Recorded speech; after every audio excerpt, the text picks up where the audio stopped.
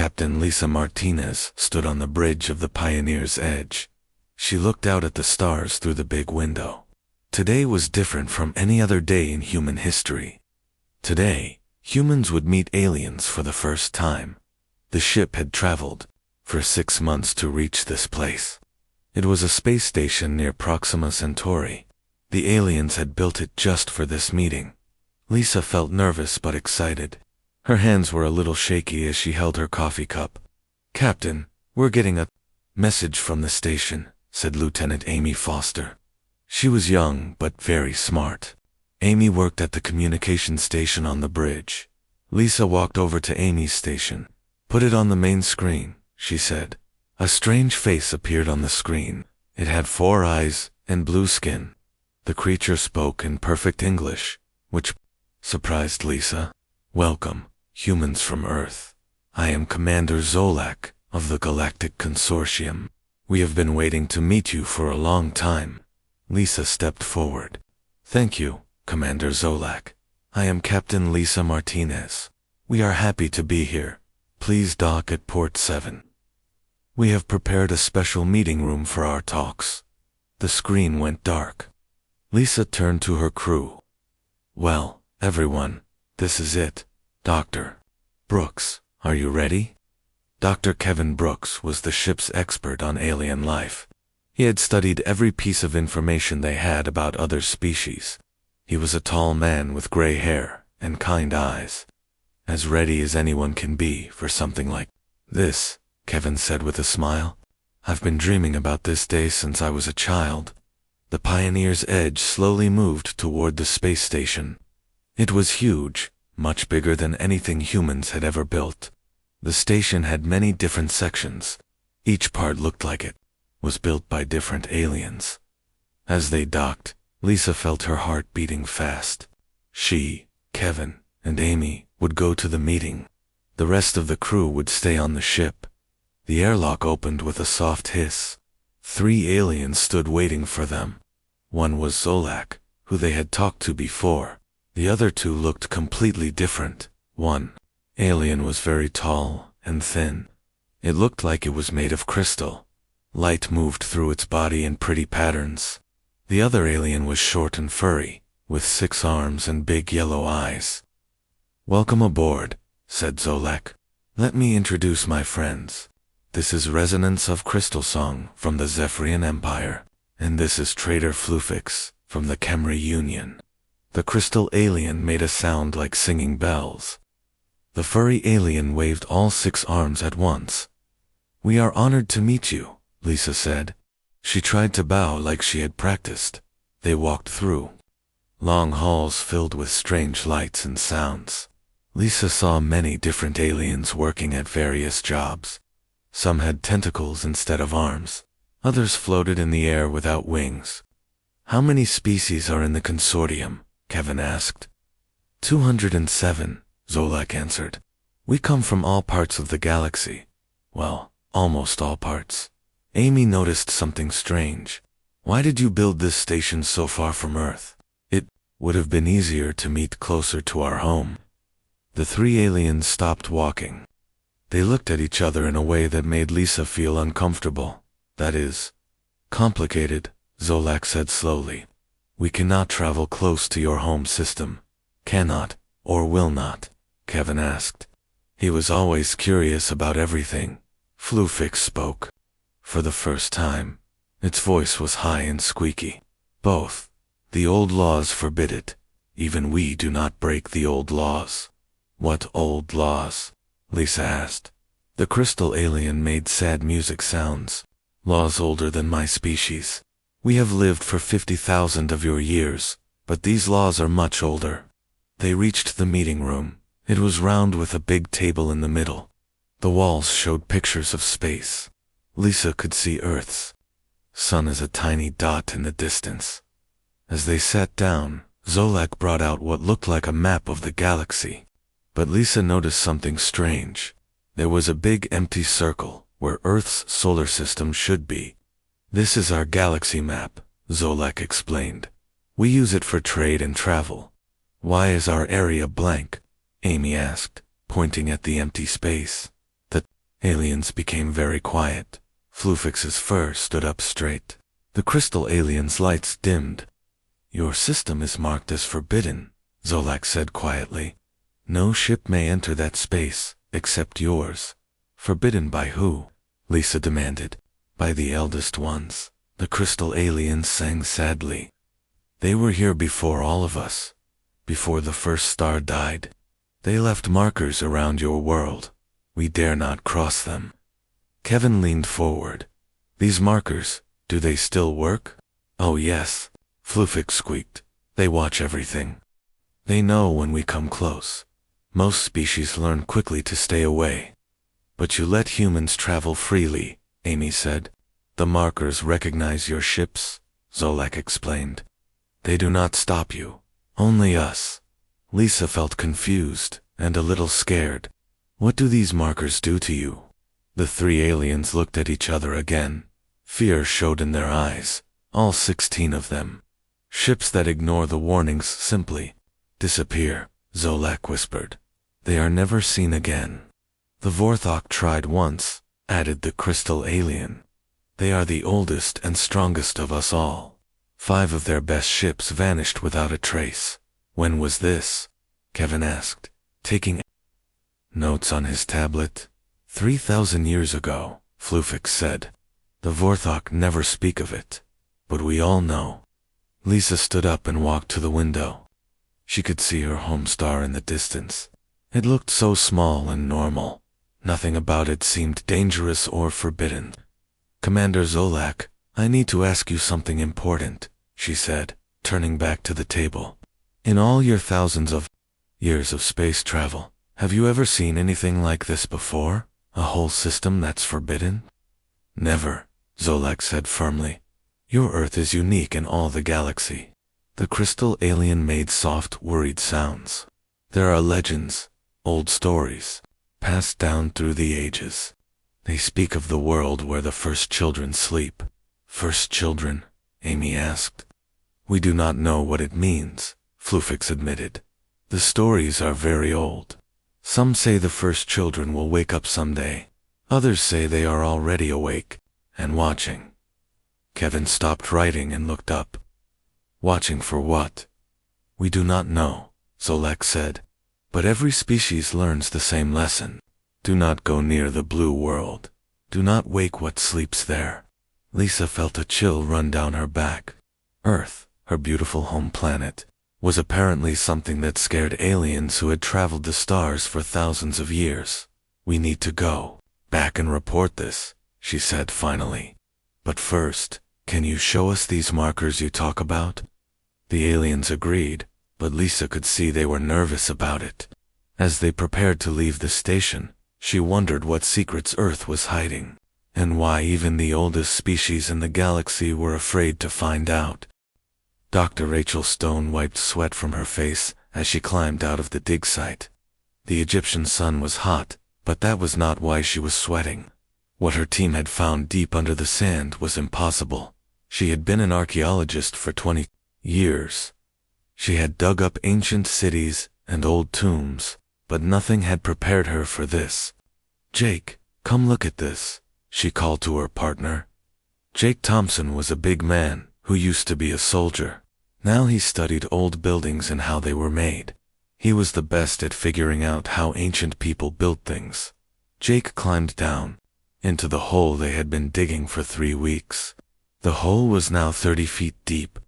At the bottom, smooth metal walls reflected their flashlight beams. "This doesn't make sense," Jake said, running his hands over the metal.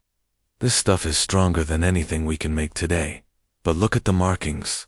Rachel shined her light on the symbols carved into the metal. They looked almost like Egyptian hieroglyphs, but different, older somehow.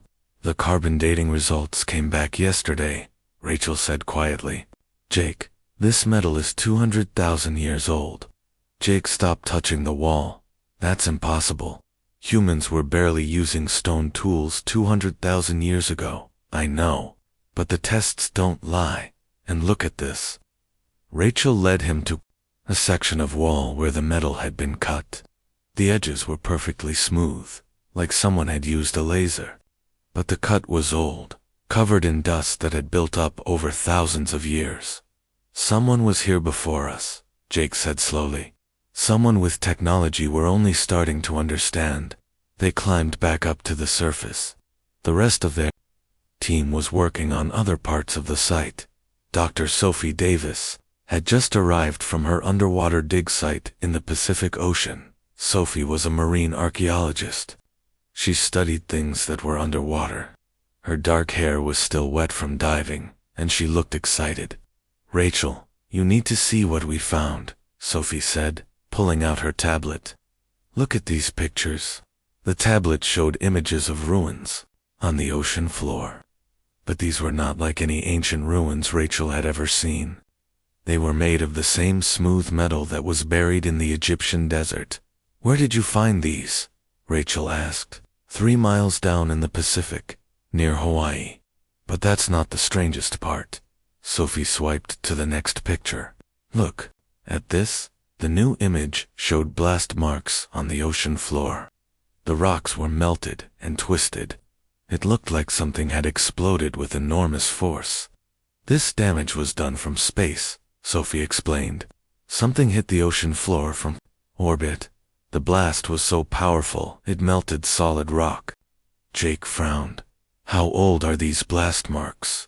"The same age as your metal walls. 200,000 years, give or take." Rachel felt cold, despite the hot Egyptian sun.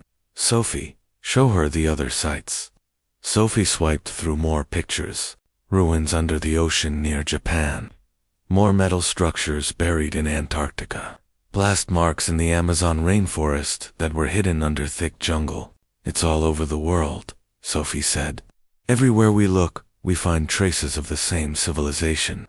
And everywhere we find signs that they were destroyed from space." "Not destroyed," said a new voice behind them. They turned to see Dr. Marcus Webb, their expert on ancient languages. He was holding a stone tablet covered in symbols.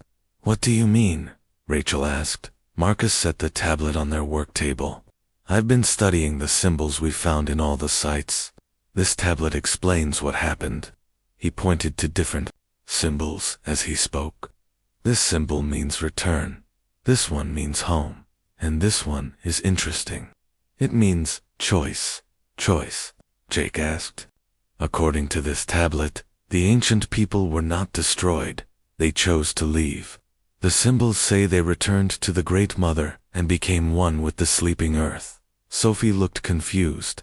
"That sounds like religious talk." "Maybe. They died in some kind of ceremony." "Maybe," Marcus said. "But look at this symbol here. It shows people walking into the ground. Not dying, but actually going into the earth itself." Rachel studied the tablet. The symbols were clear, even though they were incredibly old. They showed people who looked just like modern humans. But these people had technology that seemed like magic. "There's something else," Marcus continued. "I found the same symbols in all our dig sites. But I also found them in Aboriginal cave paintings in Australia, and in Native American rock art. The same story, told over and over." "What story?" Jake asked.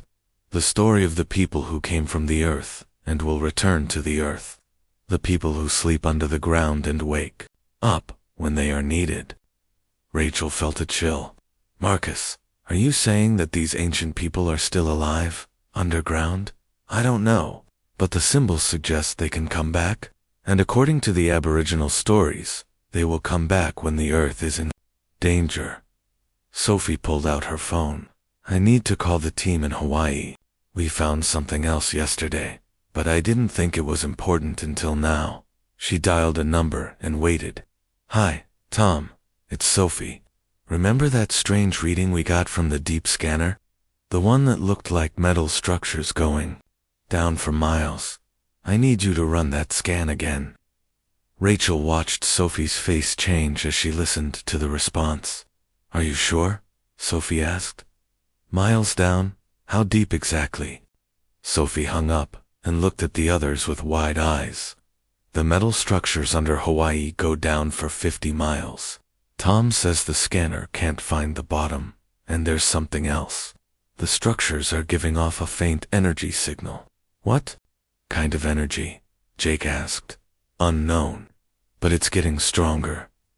Marcus looked at his tablet again.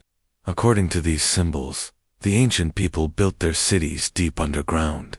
They connected them all around the world, and they're all connected to something at the center. The center of what? Rachel asked. The center of the earth. Rachel sat down heavily on a supply box. Her mind was racing. Ancient humans with advanced technology, underground cities connected around the world, energy signals getting stronger. We need to contact the space program, she said finally. Captain, Martinez and her team need to know about this. Jake nodded. If aliens are afraid to come near Earth, maybe this is why. Sophie was already making another phone call. I'm calling every dig site we know about. We need to check them all for these energy signals. As the day went on, the reports came in. Every ancient site they checked showed the same thing. Metal structures, deep underground, energy signals getting stronger, and symbols that told the same story over and over. The Earth was waking up. Rachel stood at the edge of their dig site as the sun set. Somewhere far below, ancient technology was stirring to life. Technology built by humans who lived hundreds of thousands of years ago. Jake, she said quietly, what if we're not the first humans to reach the stars? What if we've done this before? Jake looked at the stars appearing in the darkening sky. Then maybe the aliens have good reason to be afraid. In her pocket, Rachel's phone buzzed with a message from the space station. Captain Martinez was on her way back to Earth. She had seen the alien markers that kept other species away from their planet. Soon, they would have answers. But Rachel was beginning to suspect that the answers would be more frightening than the questions. The Earth was waking up, and nobody knew what that meant for humanity or the galaxy. Captain Ben Rodriguez guided his ship, the Deep Horizon, toward the strange beacons floating in space. The beacons were huge, each one the size of a city building. They formed a circle around Earth's solar system, staying exactly 100 astronomical units away from the sun. How many are there total? Asked Dr. Maria Santos, the ship's physicist. She was staring at her instruments with amazement. Sensors show 360, replied Alex Chen from the communications station. They're placed perfectly around our entire solar system, like a giant fence. Ben had been a ship captain for 15 years. He had seen many strange things in space, but nothing like this. The beacons were clearly not human-made, yet they let human ships pass freely. Captain, I'm picking up some kind of signal from the nearest beacon, Alex said. It's not like any radio signal I've ever heard. Put it on the speakers, Ben ordered. A low humming sound filled the bridge. It was almost like music, but deeper. The sound seemed to come from everywhere at once. Dr. Santos looked up from her computer. Captain, this is incredible. The beacon isn't just sending out signals. It's connected to something. Connected to what? To Earth. I'm detecting energy flowing between the beacon and our planet. The energy follows the magnetic field lines. Ben frowned. That's impossible. This beacon is billions of miles from Earth. I know it should be impossible, but the readings don't lie. Maria pulled up a display on the main screen. Look at this. The screen showed Earth as a glowing blue. Dot lines of energy stretched out from the planet like spider webs. The lines connected to each beacon in the circle around the solar system. It's like Earth is powering all of them, Maria said quietly. Alex suddenly sat up straight. Captain, the signal is changing. It's becoming more complex. The humming sound changed into something that almost sounded like words. Ben felt a strange feeling in his chest, like someone was trying to talk to him without using words. Alex, can you figure out what it's saying? I'm trying, sir, but this isn't any language in our computers. Wait, ... Alex worked frantically at his station. Captain, I think it's trying to communicate directly with our brains. What do you mean? The signal isn't just sound waves. It's some kind of mental transmission, like telepathy. Ben felt the strange feeling in his chest getting stronger. Images began to appear in his mind. Images of Earth, but not the Earth he knew. This Earth was covered in impossible cities that stretched high into the sky and deep into the ground. "Are you all seeing this?" he asked his crew. "Yes, sir," Maria whispered. "I see the cities, and the people in them." The people in Ben's vision looked human, but they could do amazing things. They could fly without machines. They could make objects appear out of thin air. They could speak to each other across vast distances without any technology. "Captain," Alex said, his voice shaking, "I think the beacon is showing us the past. These cities, these people, they're what Earth was like before." Before what? Before they left. The images in Ben's mind changed. He saw the amazing humans gathering together. They looked sad, but determined. They were making a choice. "They're going underground," Maria said, following the same vision. "All of them, the entire civilization, is going into the Earth."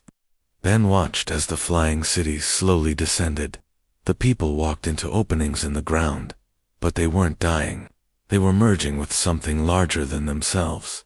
"The planet?" he whispered. "They're becoming part of the planet." The vision showed the final moments. The last humans entering the Earth. The cities sinking into the ground. And then something incredible happened. The planet itself came alive. Ben could see Earth's consciousness awakening. The oceans became its blood. The atmosphere became its breath. The magnetic field became its nervous system. And deep underground, the ancient humans became its memory and knowledge. "That's why the aliens are afraid," Alex said. "Earth isn't just a planet. It's alive, and it's been protecting us." The vision showed more. Ben saw alien ships approaching Earth throughout history.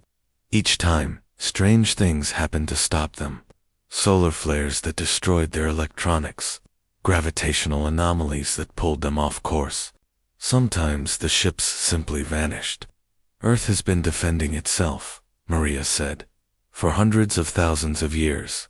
The humming sound grew louder. More images filled their minds.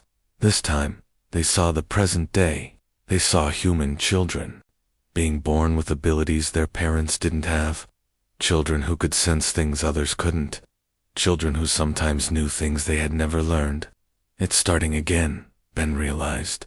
"Earth is waking up, and it's changing us." The beacon's signal suddenly became clear. Words formed in their minds, not in English or any human language, but in pure meaning that they could understand. "My children have grown strong," the voice said. "It is time for the next awakening." "Who are you?" Ben asked aloud. "I am what you call home. I am the Earth that holds you. I am the memory of those who came before. I am your mother and your future." "Why are you talking to us now?" "Because the galaxy has become dangerous. Species war against each other. The weak are enslaved. The strong grow cruel. It is time for my children to take their place as guardians." Once again, Maria stepped forward. "What do you want us to do?" "Return to me. Let me show you what you can become. Let me give you the power to protect those who cannot protect themselves." Ben felt fear and excitement at the same time. The offer was incredible, but he remembered what had happened to the last humans who accepted it. What happened to the humans before us? Where did they go? "They became part of me, as I became part of them. They did not die.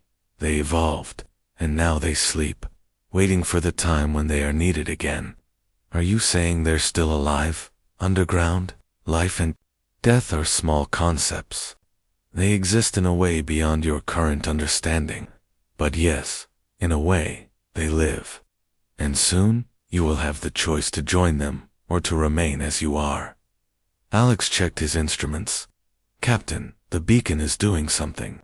Energy levels are increasing." The humming sound grew into something beautiful and complex. Ben felt the sound changing him somehow, making him more aware of things around him. "The awakening has begun," the voice said. Some of you will feel it first. Children especially. They will know things without being taught. They will be able to do things that seem impossible. How many of us will change? Maria asked. That depends on how many choose to change. The process cannot be forced. It must be accepted willingly. Ben thought about his daughter back on Earth. She was only 8 years old. Would she be one of the children who changed? What about the aliens? What happens when they find out Earth is waking up? Some will welcome the return of the Guardians. Others will fear it. A few will try to stop it. That is why my children must be ready. The beacon's signal began to fade. The images in their minds grew dim. Return to Earth, the voice said. Tell your people what you have learned. The choice is coming, and they must be prepared to make it. The humming stopped. The bridge was quiet, except for the normal sounds of the ship. Ben looked at his crew. They all looked changed somehow, like they had experienced something that would stay with them forever. Alex, set course for Earth. Maximum speed. Yes, sir. As the deep horizon turned toward home, Ben wondered what they would find when they got there. Earth was waking up, and that meant everything was about to change. In the distance, the beacon continued its silent watch, connected to a living planet that was preparing to reclaim its place in the galaxy. Commander Sarah Lewis stood before the massive crystal towers of the Vorthok homeworld. The ancient aliens had agreed to share their oldest records, something they had never done for any other species. Are you certain you want to see this? Asked Elder Vorthok, Krentel. The ancient being was over 50,000 years old. Its crystalline body glowed with soft blue light. We need to understand, Sarah said firmly. Our planet is changing, and we need to know why. With her were Dr. Peter Grant, a language expert, and Dr. Nicole Baker, who studied galactic history. They had traveled for months to reach this place. The Vorthok led them deep underground, into chambers that had not been opened for thousands of years. The walls were covered with crystal formations that stored memories like computer files. What you will see may disturb you, Krentel warned. Your species has a history that most have forgotten. We remember because we were there. The elder touched one of the crystal walls. Suddenly, the chamber filled with images and sounds. It was like watching a movie, but the movie was real history from 60,000 years ago. Peter gasped as the images became clear. Those are humans. But look at what they're doing. In the images, humans were flying between stars without spaceships. They moved faster than light by thinking about where they wanted to go. They could change the shape of planets with their minds. This was during the height of your empire, Krental explained. Your people ruled half the galaxy. Nicole studied the images carefully. How is that possible? We're just now learning to travel to other stars. These were your ancestors, the elder said. They had joined with their planet consciousness. Earth gave them power beyond imagination. The images showed human cities on 1,000 different worlds. But these humans were different from modern humans. They glowed with inner light. They could speak to each other without words. They lived for thousands of years. They were our teachers, Krental continued. They showed us how to build better societies. They stopped wars between species. They protected the weak from the strong. Sarah watched as human guardians arrived at worlds where one species was attacking another.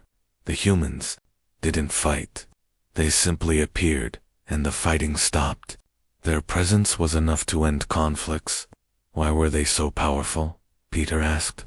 Because they were no longer just individuals, the elder explained. Each human was connected to every other human, and all humans were connected to Earth itself.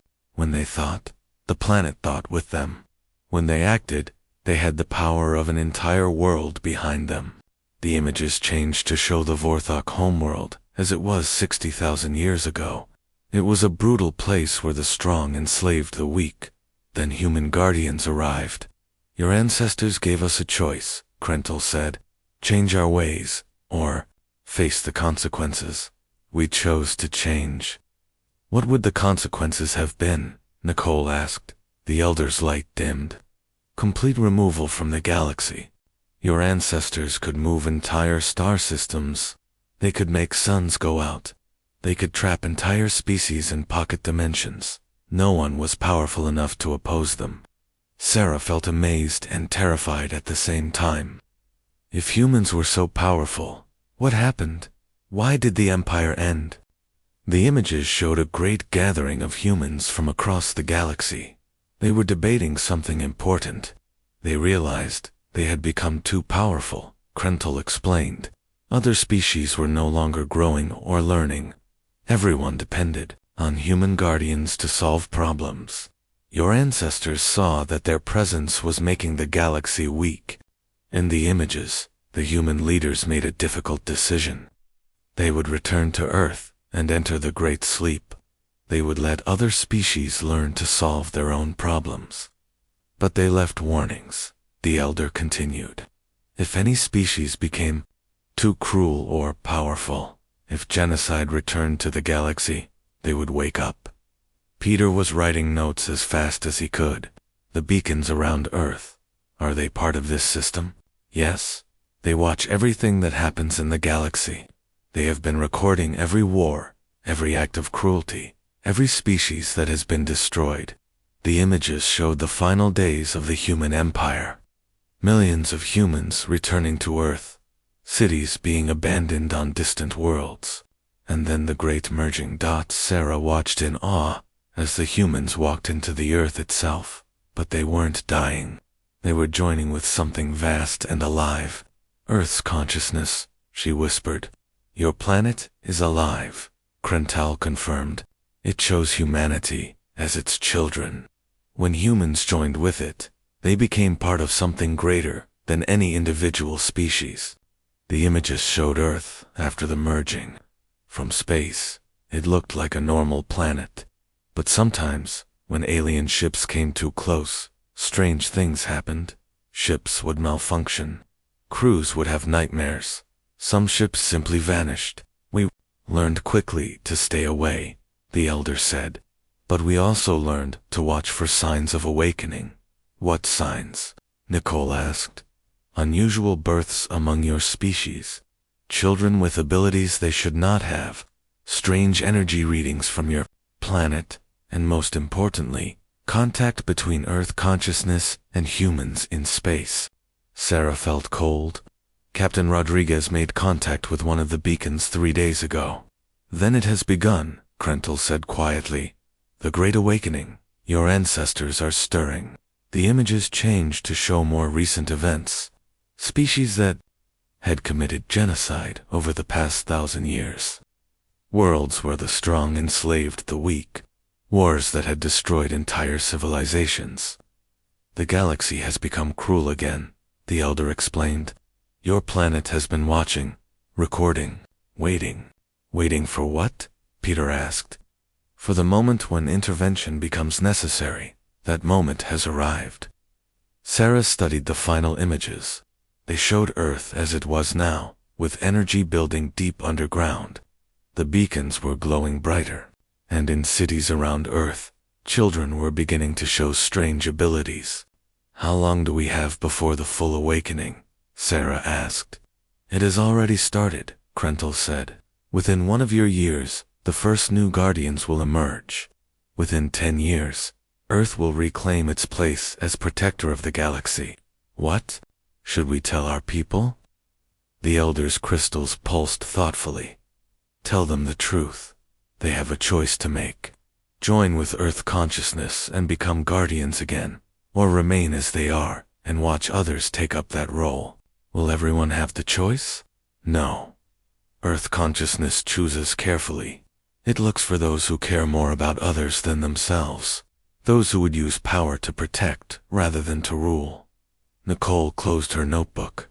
Elder, are your people ready for the return of human guardians? We welcome it, the Elder said immediately. The galaxy needs protectors again. Too many species have forgotten the lessons your ancestors taught. What about species that don't welcome it? The Elder's light dimmed again. They will learn to accept it, or they will be removed from the galaxy. Your ancestors were patient teachers, but they were also absolute in their protection of the innocent. As they prepared to leave the crystal chamber, Sarah asked one final question. Will the humans who join with Earth consciousness still be human? They will be more than human, Krental replied, but they will still remember what it means to be human. That is why they make the best guardians. They understand both power and compassion. The journey back to Earth would take months, but Sarah knew that when they arrived, everything would be different. The awakening had begun, and the galaxy would never be the same. As their ship left the Vorthok homeworld, Sarah looked back at the crystal towers. Somewhere in those ancient archives were the complete records of humanity's first empire. Records that would help Earth's new guardians learn from the past.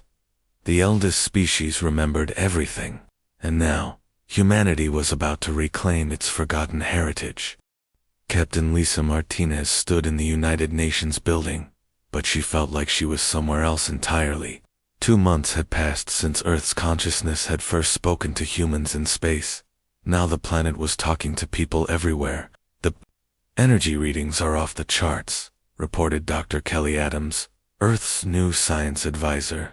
Every major city shows the same pattern. The underground structures are fully active now. Lisa looked out the window at New York City.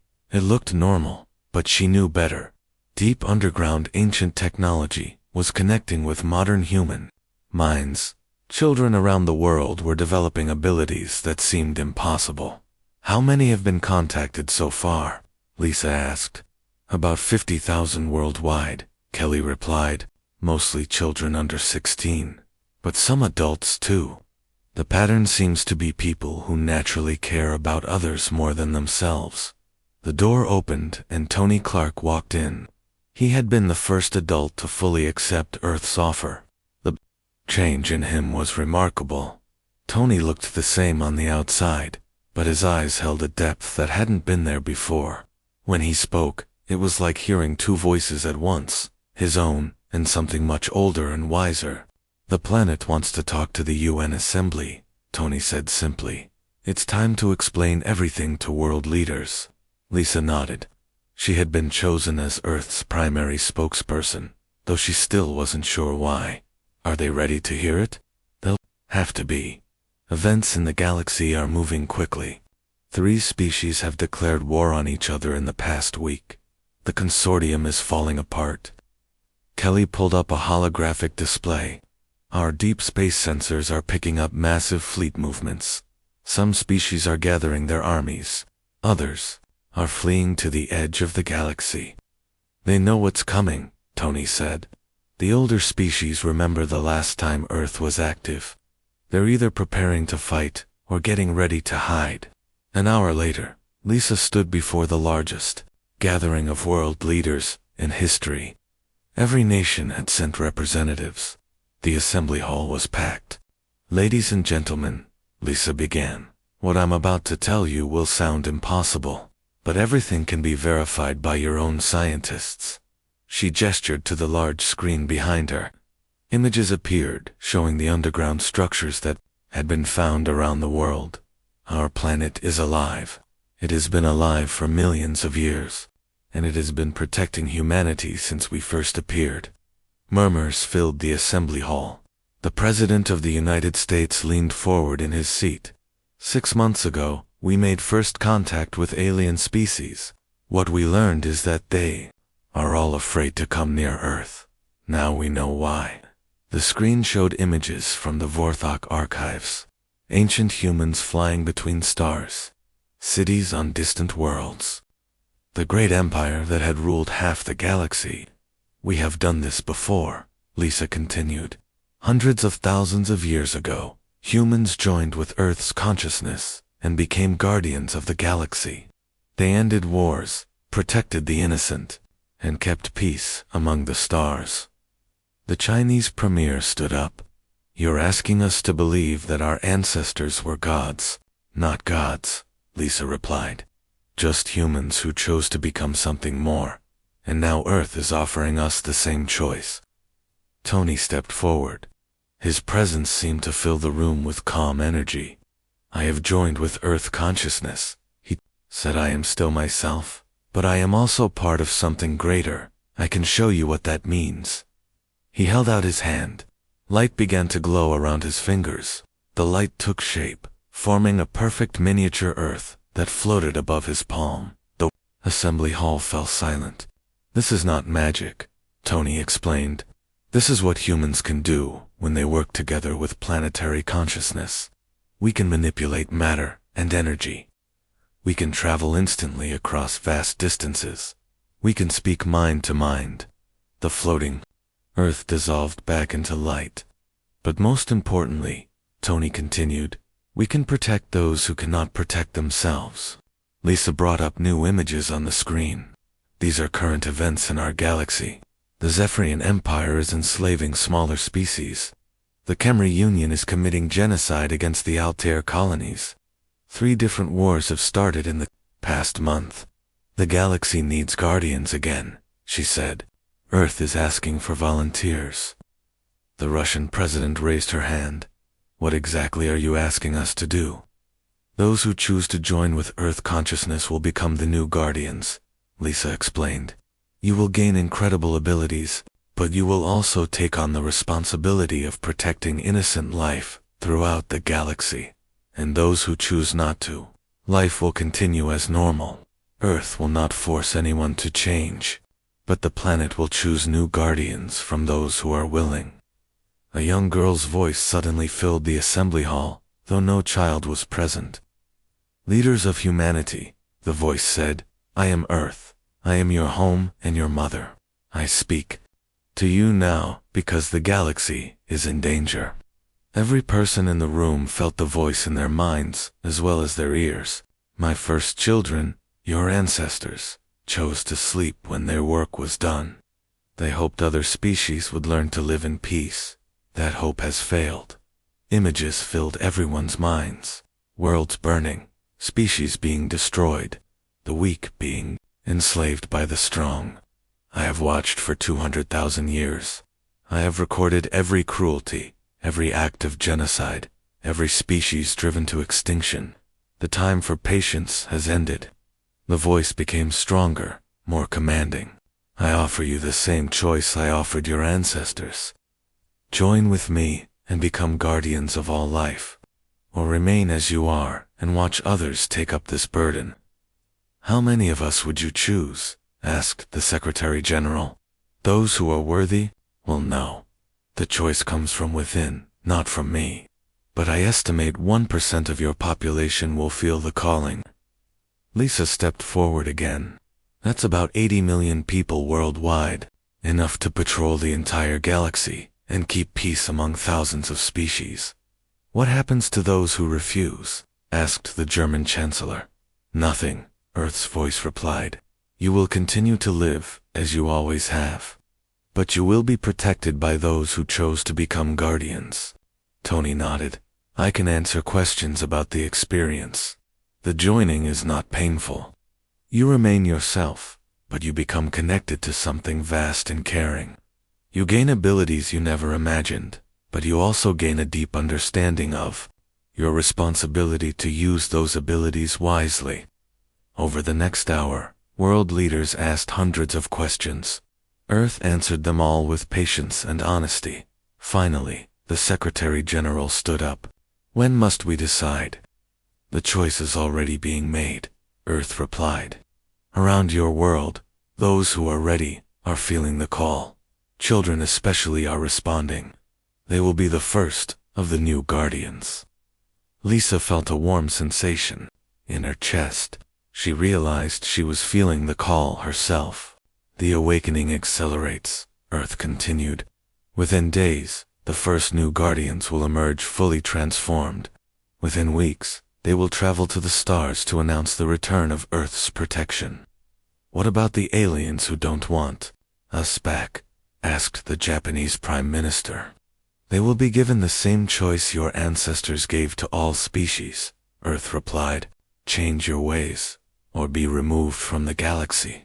I do not wish to destroy, but I will not allow the innocent to suffer.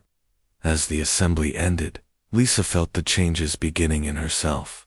She was still Lisa Martinez, but she was becoming something more, something connected to every human who had made the same choice, and to the living planet that had chosen humanity as its children. Outside the UN building, similar scenes were playing out around the world. In schools, children were glowing with soft light as they accepted Earth's gift. In hospitals, doctors were discovering they could heal with a touch. In war zones, soldiers were laying down their weapons as they felt the connection to all life. The transformation was beginning. 3 days later, the first new Guardians stepped aboard spacecraft that seemed to be made of living light. These ships needed no fuel and could travel faster than anything the galaxy had ever seen. Captain Lisa Martinez, now something far more than a ship captain, stood on the bridge of a vessel that responded to her thoughts. Beside her were Tony Clark and dozens of other new Guardians. "Where to first?" Tony asked. Lisa smiled. She could feel the suffering of innocent beings across the galaxy. She could sense which species needed help the most. "The Altair colonies," she said. "Time to remind the Khemri Union what happens when you commit genocide." The ship moved faster than light, carrying Earth's new Guardians to their first mission. Behind them, more ships were launching every hour as more humans accepted the calling. The galaxy was about to rediscover what it meant to have humanity watching over it. Earth was awake, and its children were coming home to the stars.